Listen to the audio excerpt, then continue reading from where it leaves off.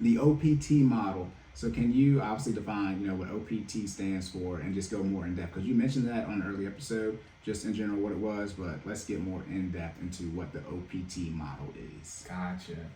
So the OPT model is the Optimum Performance Training Model, and I believe this is general knowledge across all certifying organizations.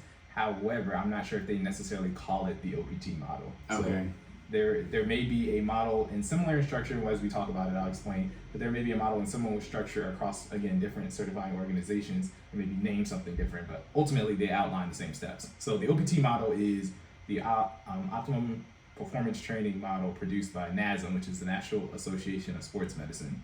And basically what it does is it highlights a client's ability to set their goal and accomplish it by pushing them through 3 different stages and 5 different phases. So the stages are stabilization, strength, and power. And then each stage has one or many phases that they have to go through in order to reach the next stage. So stage 1 is stabilization. In the first phase in stabilization, the only phase in stabilization is stabilization endurance, right? So what stabilization is basically your stabilization muscles in your body. So I don't want to get too deep into it, but there are 4 different types of muscles. That's what the question is for. Gotcha. So there are 4 different types or categories that muscles fall into. There are agonists, antagonists, synergists, and I'm missing one. Oh no, this is bad. Agonist, antagonist, synergist. I know the 4th one. I don't know it at all. It'll come back to me. But, okay, good. But anyways, the agonists are the muscles that are executing the prime motion. And again, so a muscle can fall into one category depending on a motion that it's executing, but then change to another category depending on another motion that it's executing, right? Okay. So a muscle could technically be in agonist category, but then move in a different direction and then become an antagonist. Does that make sense? So it depends on the motion being executed. But there's agonist, antagonist, synergist, and still can't remember that 4th one, but it'll come to me. But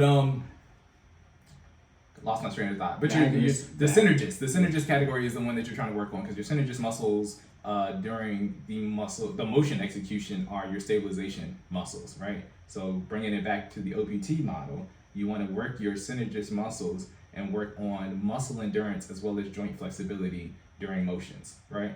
So that's what the stabilization stage is for. So you're identifying those muscles by observing a client's pattern of motion, and then you're either making corrections to it to make sure that they are in good form, and then you're working on the endurance for that form. Does that make sense? So what happens is the client assessment occurs. Based off of that assessment, we basically determine whether you are executing a motion properly or not. We make the corrections over time, and then we start giving you workouts to work on the endurance to be able to hold those stability exercises. Okay.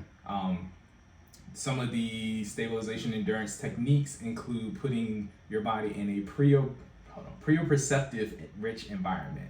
So with that, I got run it back. I got slow it down. Spell it out.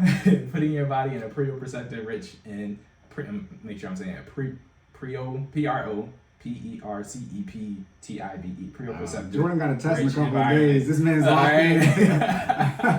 And what that means is it basically putting your body in a environment in which it's unstable but controllable to work on your stabilization techniques. So I know you've used, not necessarily in FinallyFit, but in the gym you've used a stability ball before, right? Like a yoga ball. Mm-hmm. That is a proprioceptive enriched environment. So you might do a bench press, right? When you get on a bench press, you normally use a bench. You either use a barbell or you use 2 dumbbells, right?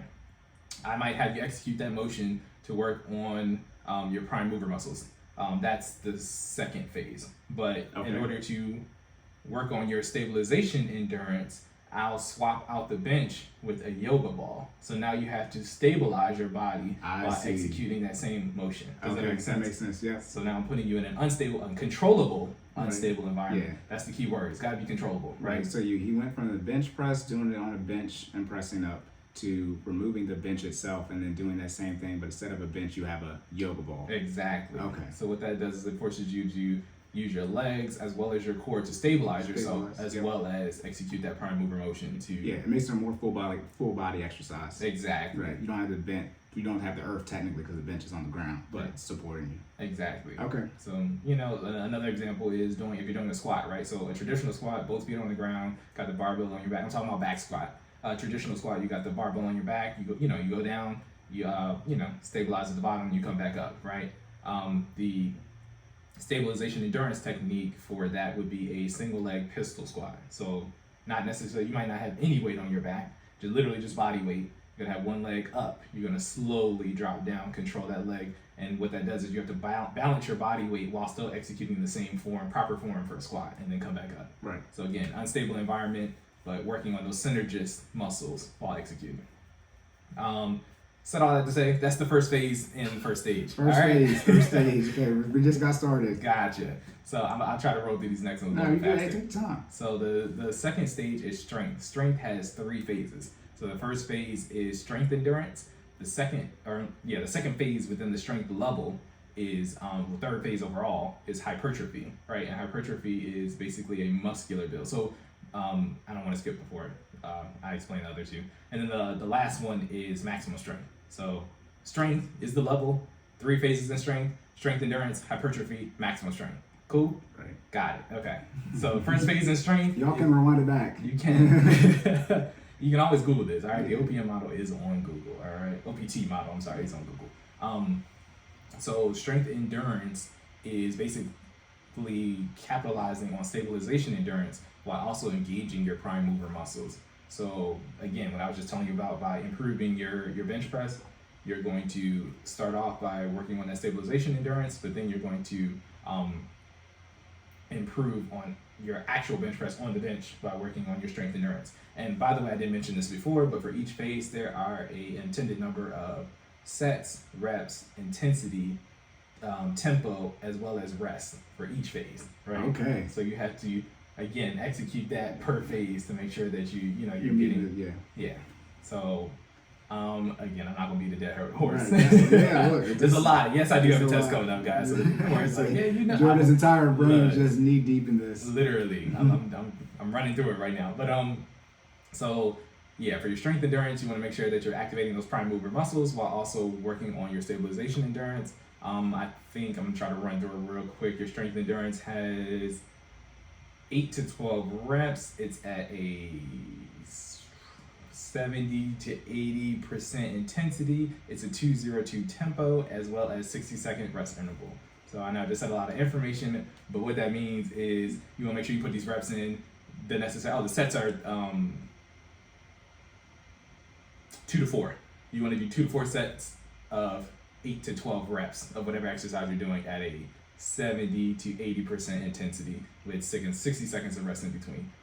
So yeah. So that 70 80% intensity, that's of your max. Is that what that means? Yes. Yeah, right. okay. So let's say your max is 100 pounds that you can bench press. 70% intensity would be 70 pounds you'd be benching. Correct. For 8 reps, and that's 1 set. Correct.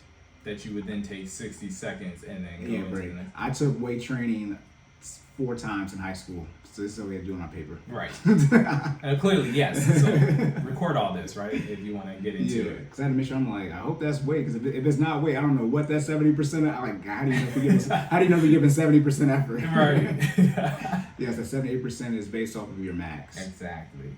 And then strength endurance also incorporates supersets. So which you'll actually do 1 exercise from the stabilization endurance and then do 1 exercise from what would be considered strength endurance exercises. Okay. So I didn't go through the sets, reps, intensity, and tempo, and rest interval for stabilization endurance, but you would do 1 from that category as well as 1 from strength endurance throughout your workout. Okay. So that's phase 2.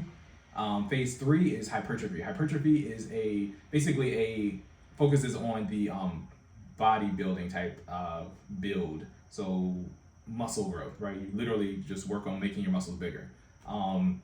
That consists of, let me see if I get this right, sets and reps, 3 to 5 sets with 6 to 12 reps at a 75 to 85% intensity. This is all coming back from weight training in high school. I didn't know this was the thing, but Yeah, the legit thing. papers are showing back up in my head. Right. Yeah, so you want to make sure you at a 2:02 tempo pace, and I believe this one is also 60 seconds of rest in between. So you want to make sure that you are getting those reps in. But the main focus of hypertrophy, again, is muscle growth, right? So you're doing this in order to make your muscles big. I also forgot to mention that steps that are mandatory versus steps that are optional. So stabilization endurance. So stabilization and stabilization endurance, phase 1 and stage 1 are mandatory. Stage 2 and phase 2, so strength and strength endurance, are mandatory. Now, when you get to phase 2 of strength, you get the option of picking the hypertrophy path or picking the maximum strength path. So you can basically be a bodybuilder, or you can do maximum strength, which means you are now working on your rate of force production, which is how fast you can move a certain amount of weight. Basically, how much strength you can exert over a small period of time. Yeah, explosiveness. Exactly. But I know I've had people ask, like, can you do both? So technically, a bodybuilder can have a high rate of force production, but not everybody wants to be a bodybuilder. Does that make sense? Yes. So you can exert maximum strength without having necessarily, large muscles. But people who have large muscles usually exert, a high rate of force production. So somebody who's specializing in hypertrophy will more than likely have a high maximum strength as well as power. Somebody who focuses on maximum strength doesn't necessarily have to have enlarged muscles, but can still be strong as well as have power. So that's the fork in the road. If you pick the left one, you usually automatically hit the right one as well. If you pick the right one, you usually just go forward with that path, not necessarily focusing on muscle growth, but still being strong. The maximum strength phase, I'm not running through the steps and reps for that, but you want to work on, again, rate of force production. You want to make those muscles as strong as possible. And again, they're like Lego blocks, so you have to do the phase before in order to proceed to the next phase. You don't just come in and be like, all right, I want to be strong. Well, let's start at phase 4, of strength, so we can get you to maximum strength. Nah, if you don't have stabilization endurance, you don't have strength endurance, you're not going to make it to maximum strength. So you have to do the steps before. Yes, build the foundation. Please. Logic. You don't just start with the top of the house. You don't put a roof on a house. You gotta have the ground floor. Logic. It's like, I'm And then last but not least is the power stage. So that's the final stage as well as the final phase. This one they didn't get as creative because the stage is called power and the final phase is also called it's power. The last one, so they said screw it. Exactly. Get strong. And this one also consists of supersets. So you would have a rep of a strength endurance exercise as well as a rep or a set of an exercise from the power group. So again, superset, 2 exercises, one from strength endurance, one from power. I think it's 1 to 5 reps because again, now we're at our highest intensity. Right. So your reps significantly decrease. So 1 to 5 reps for, I believe it's 2 to 5 sets. And I don't remember the tempo as well as, I think the rest interval in between exercises for the superset is 1 to 2 minutes, and then it's 3 to 5 minutes in between each round. So remember, you'll have multiple supersets per round, and then once you finish your round, you take your 3 to 5 minute rest, and then you go into the next round. But yeah, that is the OPT model. That's the OPT model. Yeah. I don't have any follow-ups. That's the first time I heard any of that information. Well, as you can see, I've been diving a little deep trying to make sure that I got it under control. So I guess I do have a follow-up. How do you, like, in layman's terms, how does that incorporate into you exercising? That's just like how you progress through your fitness journey? That's how you should progress through your fitness journey. So a lot of people just kind of jump into it and they just say, hey, I either want to lose weight or I want to gain muscle or both. And then they just start working out. Technically, you should work on. So most people who are working out for the first time have not used their muscles in an extreme amount of time, haven't used all their muscles in a long period of time, right? So working on your stabilization endurance is key because you need that to use to move on to the next level of the OPT model, right? So you really should be working on flexibility, joint stabilization, and the endurance to hold those exercises or motions before you start just jumping into jumping on the bench, right? So if you can't, again, I tell you guys this in the Fit Fam all the time, if you can't execute a full range of motion when doing exercise, you're really only getting maybe half or a fourth of a rep, right? So now you have to do 4 times the work to get the same amount of effort that you would have gotten if you would have completed the full range of motion while executing the exercise. Right, and that's where that first phase and stage for the stability and flexibility comes into play. Exactly. So you can actually, right. That's the key building block. I feel like a lot of people skip that and they just jump right on the bench. And a lot of times you end up hurting yourself, to be completely honest. You need that flexibility. You need that joint stability. Yeah, I mean, look, soundboard, insert here. I don't know which one for that. I guess you shouldn't have been talking. That's you what know, I think of. we'll work it out. This is not your part of the show for people who don't stretch. This is not your part of the show. Exactly. So yeah, you basically you want to apply it to your workout structure and when you're starting your fitness journey, because it'll help you progress quickly, more efficiently, and usually in a safer manner. If you just jump into step 3, jump into step 4, I mean, it's possible, but you probably won't get the best return on investment that you would have gotten. Look, that you would have gotten if you would have followed the steps in order. Yep, that compound interest. Okay, yeah, because you can work out, you can get in shape, quote unquote, using the wrong form. You can. Yes. Yeah, there's actually a thing called muscle imbalances where people execute exercises all the time and they don't do it to form how they're supposed to. But you'll still get strong. You might work out the wrong group of muscles when doing it, but you know. Yeah.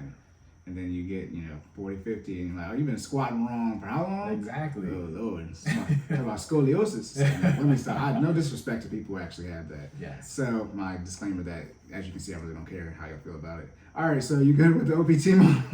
I'm good with the OPT model. I know that was a lot, guys. Rewind that back, listen to it. Look, that's probably the most. I mean, that's talking about the investing in generational wealth. That was that for fitness. Because talking about you should have wrote that down. Look, because I was like, goodness gracious. Look, I hope somebody goes and Googles that after this episode. All right, yes, it's good stuff. OPT model.